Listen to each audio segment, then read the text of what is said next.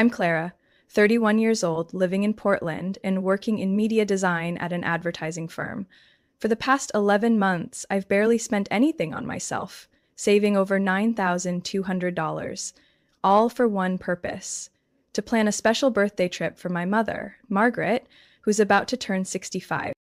I chose Santa Barbara, California, a graceful coastal city with mild weather and historic hotels nestled along the edge of the Pacific. My mother had mentioned it often after retiring, but never had the means to visit. I wanted to make her dream a reality, to give her true rest after years of hardship for our family. The trip would last 6 days, at the end of April, right when the flowers were in full bloom. I booked a boutique oceanfront hotel 4 months in advance, with a private terrace and outdoor fireplace. Using credit card points and rewards from a business trip abroad last year, I upgraded all three of us to business class flights: my mom, myself, and my younger sister. Brittany, 26 years old, currently freelancing and living with my mother.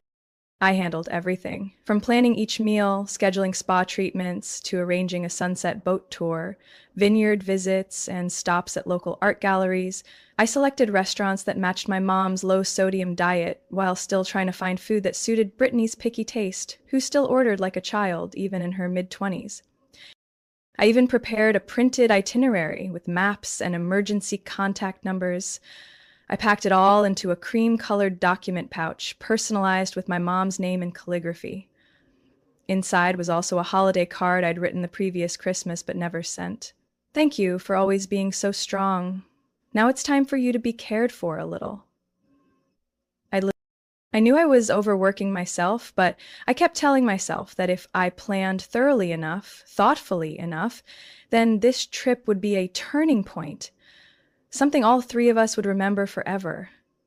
Deep down, I believed that if I could make my mother feel loved, valued, then maybe all those years of raising two daughters alone would feel a little lighter.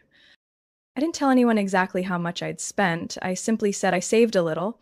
My mother contributed about $1,300, and Brittany said she'd cover a few meals, though I knew that usually meant one cafe lunch. I didn't need repayment. I just wanted them to be happy. I wanted to see my mom smile as she sipped wine by the ocean, and I wanted Brittany to look up from her phone long enough to watch the glowing sunset I'd reserved a table for 3 months ago. On a Thursday night, I knocked on Mom's door to tell her everything was booked. I had prepared a set of small cards with flight times and a note: "This is the vacation you've always deserved." Mom smiled softly. Brittany exclaimed, "Oh wow, you planned this like a global business summit." I laughed, but something inside me stiffened.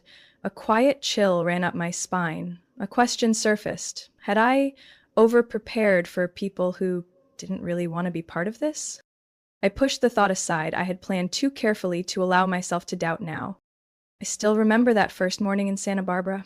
Sunlight filtered through the curtains like a soft promise of something good. I woke up early, went down to the lobby, and ordered a classic California breakfast tray: a butter croissant, tropical fruits, and an espresso for Mom, with a matcha latte for Brittany. When I returned to the room, I had already set everything on the glass table by the window, so the two of them could enjoy breakfast with an ocean view. Mom stepped out of her room with sleepy eyes, but a gentle smile. Brittany squinted and mumbled, "Are you seriously starting the vacation with an itinerary again?"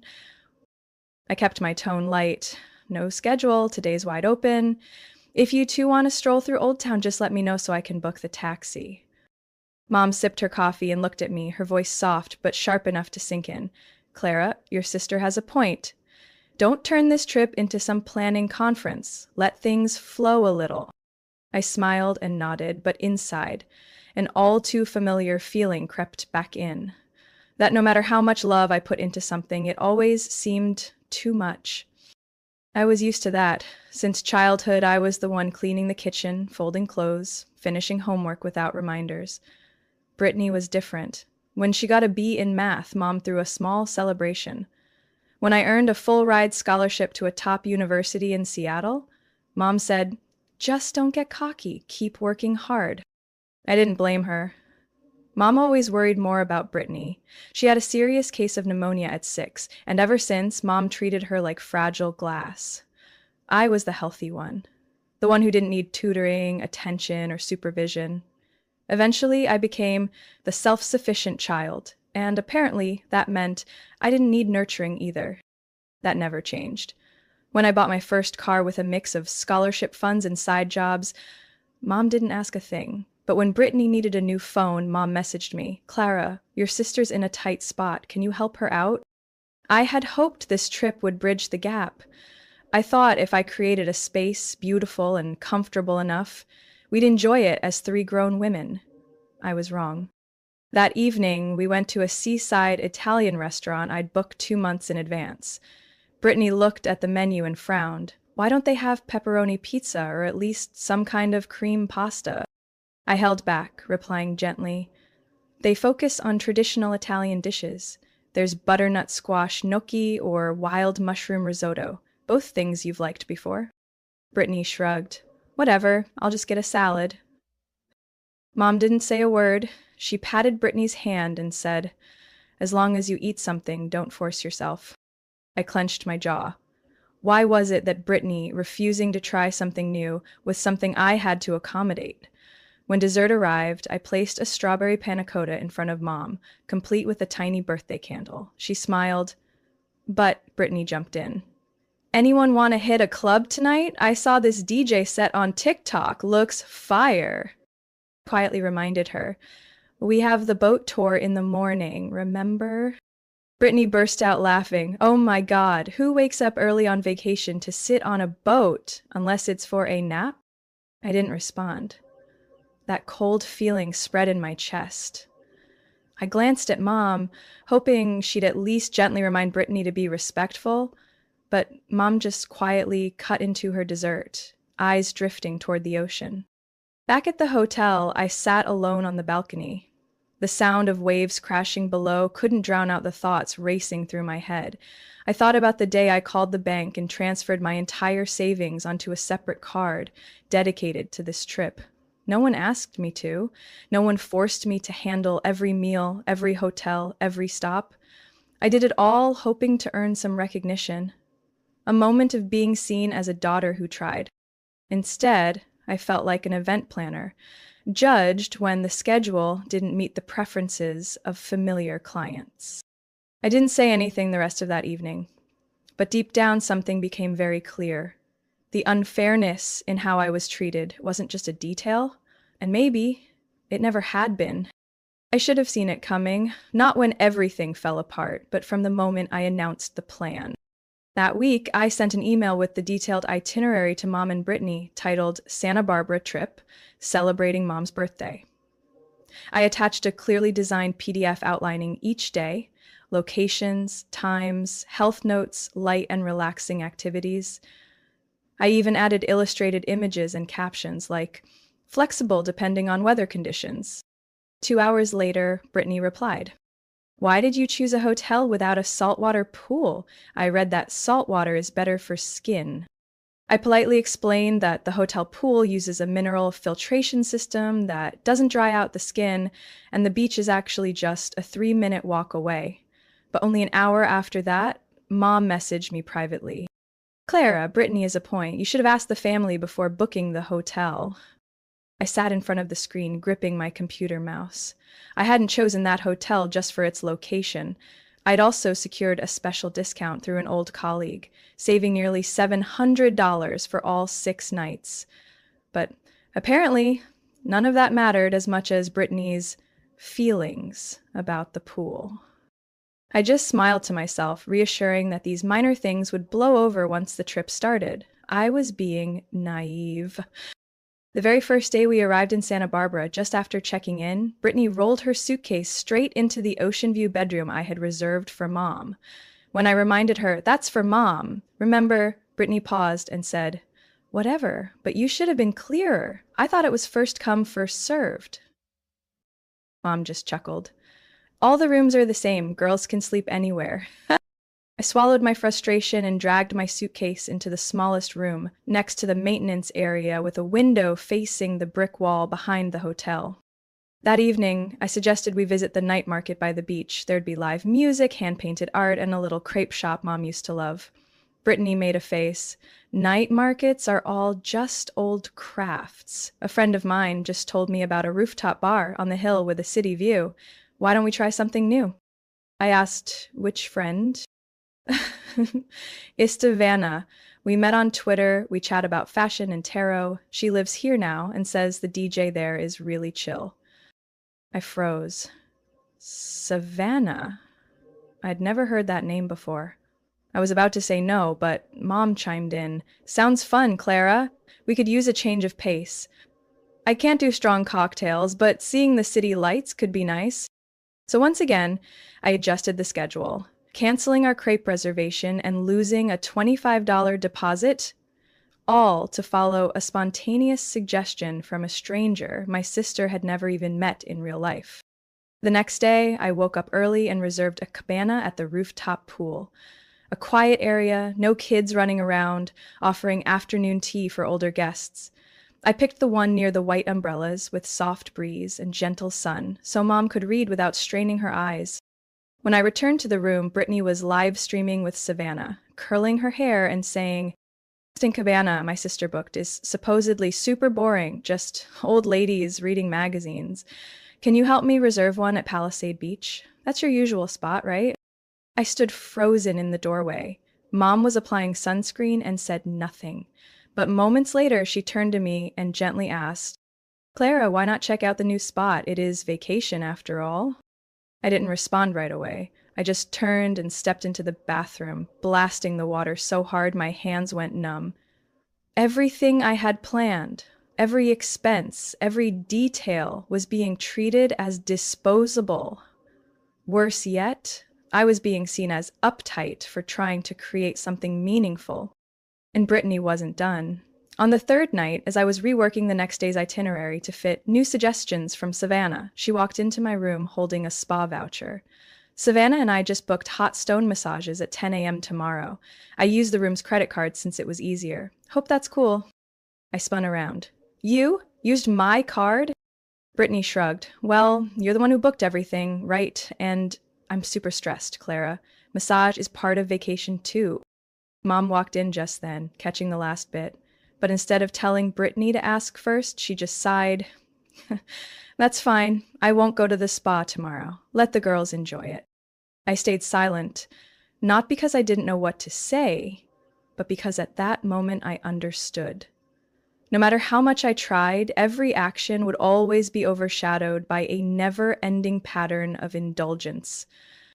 The fourth day in Santa Barbara, I woke up with a heavy heart. On the bedside table was the stack of receipts I had printed out the day before, prepaid bookings, dinner at the Bayfront restaurant, tickets to the Lotus Botanical Garden, and a tour of the chocolate workshop my mom once mentioned during a phone call last year.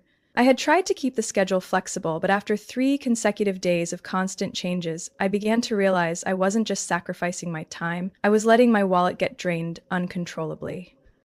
Around 10 a.m., I got a message from the hotel. Late cancellation fee, $120. Missed chocolate tour, non-refundable. I froze. That tour was the very first activity Mom picked when I sent her the list. I still remember her laughing and saying, "I'll probably end up bringing home a whole kilo of chocolate." But the night before, after Savannah invited Brittany to an artsy-style BBQ over in the Riverside neighborhood, my sister announced, "The tour sounds nice, but way too tour guidey. I want something natural, not sitting through 2 hours of someone talking about cocoa." Mom, soaking her feet in the hot water tub in our room, just said, "Yeah, tours can get tiring. I'm too old to keep up with the younger crowd." So the tour was canceled, with no warning, and of course, the deposit vanished like sea foam. Before I could process it, about 30 minutes later, my phone buzzed again. A notification from the bank, $360, transaction at La Mer Spa. I snapped to attention. I hadn't booked any spa services for that morning. I rushed down to the hotel lobby and asked the front desk. The receptionist politely checked the system and confirmed. The charge was made under room 812, your room. The guests were Miss Brittany and someone named Savannah. A chill ran down my spine. I kept my composure and returned to the room. Brittany was stretched out on the bed, hair still damp, wearing a spa robe, scrolling her phone and giggling. You? Use my card again? I asked, my voice hoarse from holding in anger. Well, it's our room, Brittany replied casually. The spa charges to the room and I don't have a card of my own. I gave a flat smile. And you think that's reasonable? She shrugged. You've been paying for everything anyway. Think of this as a spiritual contribution to the trip. I need self-care too, you know. I turned to Mom. She had just stepped out of the bathroom, drying her hair. Did you know about this? She hesitated. I thought you gave her permission. Clara, you're doing well financially. Maybe you should cut Brittany some slack. She's still finding her footing. And I'm the one being squeezed dry to help her find that footing, right? The words burst out before I could stop them. The air in the room thickened. Brittany shot up, throwing her phone onto the bed. Here we go again! It's always about money with you. You act like just because you pay for things, you get to control every detail.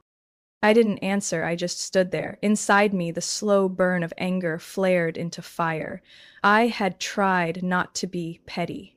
But when someone uses my money without asking and calls it a contribution, that line had been crossed. That afternoon, I opened my banking app to review the charges. Over $4,600 had been withdrawn in just 4 days, not including flights, birthday gifts, and unused bookings. I saw a note. Savannah's birthday cocktail, $92.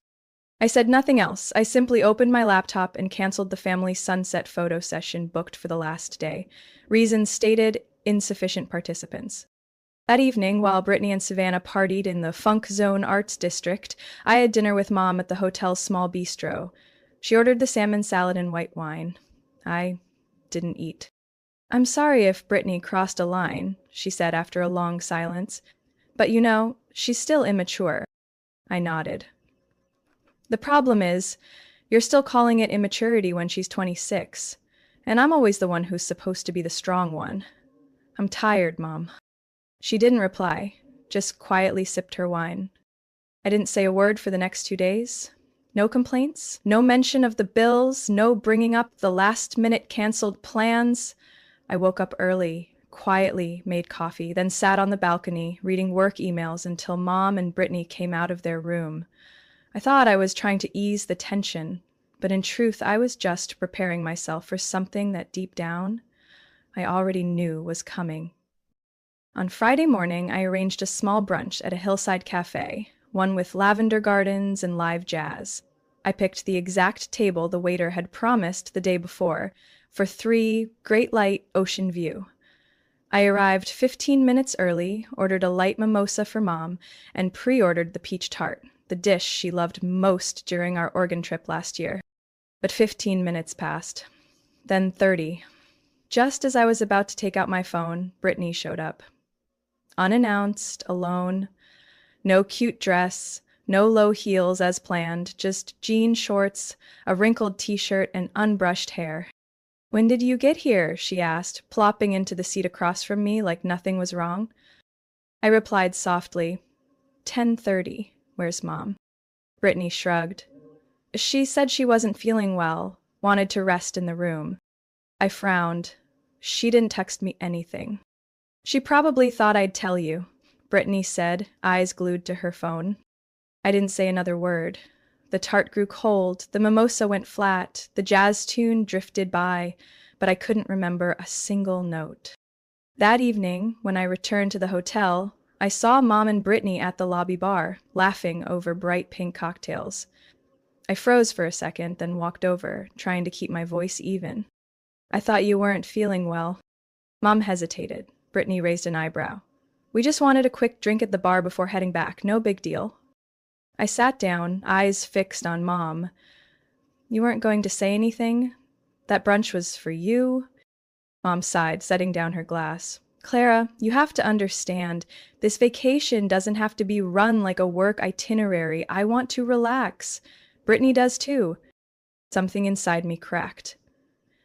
I don't need everyone to follow a plan. I just want to feel like what I do matters. Brittany jumped in, her tone sharper than usual. Everything's always about you, booking reservations, managing schedules, watching costs, nagging. You call it caring, but it's just control. I laughed, not out of amusement, but because I couldn't hold it in anymore. Control? Try planning a 6-day trip, paying nearly $10,000 out of pocket, and then being told you're forcing things. Mom reached out and placed her hand on mine, but it wasn't gentle. She gave a firm squeeze, her eyes stern. Clara, you're making this a bigger deal than it needs to be. If you can't handle being flexible, maybe it's best you take a break. Leave a few days early, let things cool down. I stood still. The breeze from the hallway drifted in, cold as the air around us. You're telling me to leave? Mom didn't answer, but her averted eyes said enough. Brittany pressed her lips together, visibly relieved. I nodded. All right, if that's what everyone wants. I left the bar, went up to my room, and packed in silence. I didn't toss anything. I didn't cry. Each shirt folded was like a quiet ritual for something long dead. The belief that I had a place of equal footing in this family. I left an envelope on the table. Inside was a printout of all the remaining bookings, the boat tour, the outdoor concert tickets, and the Italian dinner reservation for Sunday night. I listed each confirmation code, contact number, and backup notes. Every line felt like one last stitch sealing off what was once called a family vacation. Before checking out, I stopped by the front desk. I'd like to transfer room and spending authority to my mother, Margaret Ford. I'll cover all charges through the end of today. His front desk agent looked at me with quiet sympathy. I just gave a tired smile. It's all right. I know what I'm doing. At 3 a.m., I sat alone at LAX, waiting for the earliest flight back to Portland. I had no checked luggage, but I carried something much heavier, the feeling of being pushed out of something I had built entirely out of love. I landed back in Portland around 9 o'clock in the morning. A light drizzle hung in the air like a sheer veil, cold and damp, the complete opposite of Santa Barbara's sunshine. I wheeled my suitcase up the steps to my apartment, the keys jingling in a silence that felt almost cruel. The apartment was exactly as I'd left it. The dried flower vase on the table, still untouched, the leather jacket I'd forgotten still hanging on the hook. But I was no longer the woman who had excitedly folded clothes for the first family vacation in 10 years. I walked in, set down the suitcase without opening it, and sat right on the floor, back against the door. No lights, no curtains drawn. I just sat there, letting the emptiness wash over me. What hurt wasn't just my mother's final words. It was the sense of being cast out from a kind of love I had tried so hard to nurture. I didn't know what stung more, being loved the wrong way, or realizing I'd never truly been loved fairly. By noon, my phone rang. Rachel's name lit up, the college best friend who always told the truth no matter how sharp it cut. I thought about ignoring it, but then I realized if I didn't talk to Rachel, I wouldn't talk to anyone at all. "You're back, right?" she said, skipping any greeting. "Yeah, 3 hours ago," I murmured. "Clara, what happened? Your mom just texted me saying you left halfway through the trip because of work stress?" I froze. "She texted you?" "Brittany, too. Said you were too sensitive and blew everything out of proportion." I let out a dry laugh. Of course they did. "Clara, tell me everything." So I did. No sugarcoating, no holding back. The 3-month planning, the canceled bookings, the unauthorized spa charge, the brunch no-show, and finally, my mother's words, "If you can't be flexible, maybe you should leave." Rachel was silent for a long moment. Then, in a firm tone, she said, "You didn't leave because you were too sensitive. You left because you were being taken advantage of." I closed my eyes. Her words dropped like a stone into still water, stirring up every emotion I'd buried, hurt, self-doubt, then anger. I kept thinking, maybe I was being too much, I whispered. I wanted things to go well. Maybe I expected too much. "Oh, Clara," Rachel cut in, "you expected people to appreciate your effort. That's not wrong. The problem is they took it for granted." I stayed quiet, gently biting my lip. Maybe I needed to hear this, especially from someone who didn't share my last name. I hate being made to feel selfish just because I said no. I said quietly. You're not selfish. You're the only one who understands what responsibility means. The rest of them, all they know is how to demand. Rachel said she'd come over right after work, and at exactly 6 p.m., she stood at my door with 2 mango smoothies and a bag full of my favorite Thai food. We sat on the floor under the soft kitchen light, no music, no phones. Did Brittany or your mom apologize? Rachel asked as I opened the sweet and sour chicken. I handed her my phone and showed her the messages. I hope you got home safely. We can talk when you're calmer. Brittany's upset you left early. She felt abandoned. Rachel blinked. Not a single apology, not one word of accountability, just their feelings. I nodded. They've always been like this, since we were kids. I'm allowed to carry the weight as long as they don't have to change. After dinner, Rachel pulled an envelope from her backpack. Here, don't freak out. I booked you a mini retreat at Cannon Beach. 2 days, 1 night, spa, reading lounge, hiking trails. No one to please but yourself. A real vacation. I looked at her, eyes stinging. Do I even deserve that? Clara, you deserve a break more than anyone I know. 2 days after I returned to Portland, on one of April's rare sun-drenched afternoons, my phone rang. The screen lit up with a familiar name, Margaret, Mom. I stared at it for a few seconds, then hit decline. For the first time in my life, I didn't have the courage to hear her voice. 30 minutes later, the phone buzzed again. This time it was Brittany. I powered it off completely. Not out of anger, but because I wasn't ready to hear another sentence starting with, "You're too sensitive," or "It's not what you think." That evening, while I was repotting my lavender plant on the balcony, a message from an unknown number popped up. "Clara, it's Mom. Brittany and I are back in Portland. Can we see you?" I froze, mid-mation, hands still covered in soil. I reread the words. The last sentence didn't carry commands or blame, just a request. Simple. Human. I didn't reply. But the next morning, just as I rinsed out my coffee cup, the doorbell rang. Through the glass door, I saw my mother, standing there in a light beige sweater, holding a paper bag with the Tartine Bakery logo. Brittany was behind her, eyes cast down, neither of them wearing makeup or their usual polished outfits. My mother looked up and caught my gaze through the door, then softly said, "I brought your favorite peach tart." I opened the door. We sat around my small kitchen table, the same table that had witnessed all those late nights I spent planning that trip. The peach tart was still warm. I wasn't hungry, but with the first bite, a strange feeling stirred in me, something familiar yet distant. My mother spoke first. "Clara, your sister and I came back earlier than planned. Without you, everything fell apart." I stayed quiet, waiting. She drew a deep breath. "Those last 2 days, I didn't know where we were supposed to go. Restaurants kept asking for reservation numbers. Brittany couldn't find the folder you left, even though it was right on the table. For the Sunday boat tour, I got there on time, but they wouldn't let me on without my name on the confirmation. I just sat at the dock and watched the others board." Brittany lowered her head, gripping her glass tightly.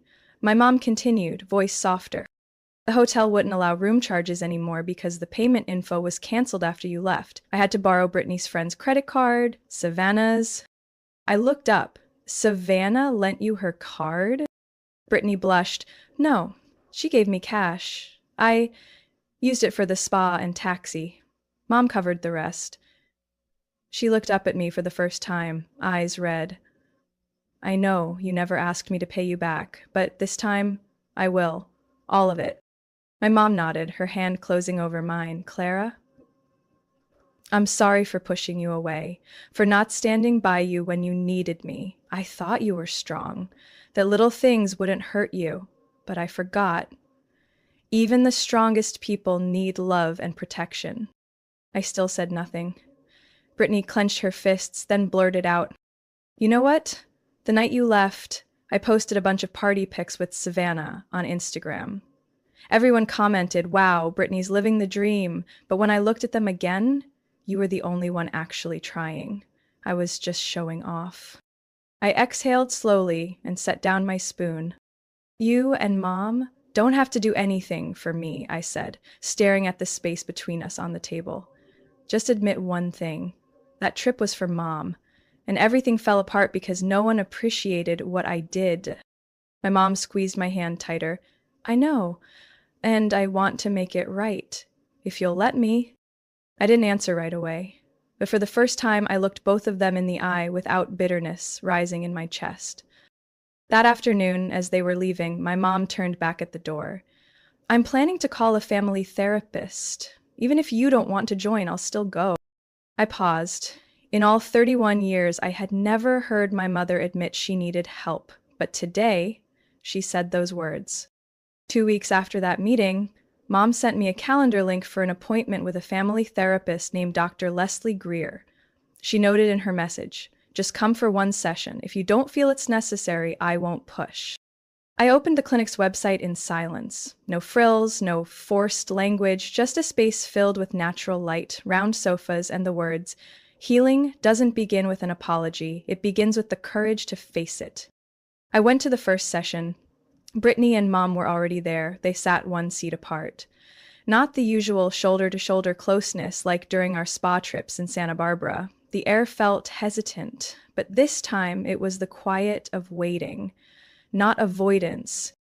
Dr. Greer was a woman in her mid-50s with a warm voice, rarely interrupting, yet every question made us stop and think. Clara, what made you feel the greatest sense of loss on that trip? I answered instantly without thinking, becoming the outsider in something I created. Brittany looked down at the floor. Mom gave a small nod, and for the first time in years, no one jumped to argue or justify. In the second session, Brittany apologized. Not the empty sorry if I hurt you kind, but I treated your love as something guaranteed, and I spent it like it was someone else's money. I didn't forgive her right away, but I admitted. Those words made me feel heard. We met every week for 3 months. Some sessions were filled with nothing but tears. In one, Mom cried while talking about the pressure of raising 2 daughters alone and the fear that if she didn't make up for it with Brittany, she'd fall apart. Another time, I stood up mid-session and said loudly, "Did no one ever think I could break too?" But over time, as layer after layer of emotion peeled back, we started to understand each other better. Mom began to change. She no longer called me the strong one without thinking. Instead, she asked, "Are you okay?" A simple question I had never heard her ask with sincerity in over 30 years. Brittany surprised me even more. She asked Mom to cancel her secondary credit card. "If I can't afford it, I won't use it," she said. And she kept her word. She took a part-time job at a small bookstore, managing on her own, even though the pay wasn't much. But I saw a change in her gaze, less defiance, more accountability. 3 months after our first therapy session, Mom suggested, what if we went somewhere for a few days? Nothing fancy, nothing forced, just a quiet place to breathe together again. I smiled. As long as there's no DJ and no VIP cabanas. We chose the Columbia River Gorge, a mountainous area a few hours' drive from Portland, known for its waterfalls, pine forests, and peaceful hiking trails. This time, I didn't plan everything. Mom picked the lodging, a small wooden cabin near a stream. Brittany made the grocery list and did the shopping. My only job was to bring the trail maps and make morning coffee. The trip was simple, with no packed schedule. We sat on the cabin steps in the morning, holding mugs of hot chocolate, reading books, and listening to the wind rustle through the trees. Mom shared stories from her youth. Brittany pressed fallen leaves into her journal. And I, learned that I didn't need to control every detail to feel loved. On our last night, Mom poured 3 glasses of wine and sat on a wooden chair by the campfire. "I know there will never be a perfect trip," she said, staring into the flames. "But if I could do it over, I wouldn't stay silent when my daughter needed to be defended." Brittany raised her glass. "And I wouldn't choose a spa over the wildflower tour you planned." I laughed and lifted my own glass. "And I won't ignore my own feelings just to keep the peace."